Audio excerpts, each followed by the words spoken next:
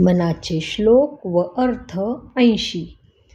धरा श्रीवरात्या हरा अंतराते, तरा दुस्तरात्या परासागराते, सदा विसरात्या भरा दुर्भराते, करानी करात्या खरा मच्छराते.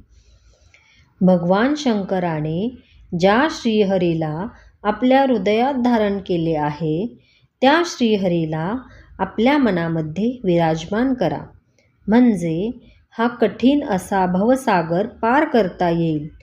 पोट पूर्णपणे भरणे, लौकिक गरजा पूर्ण करणे हे महाकठीण कर्म आहे.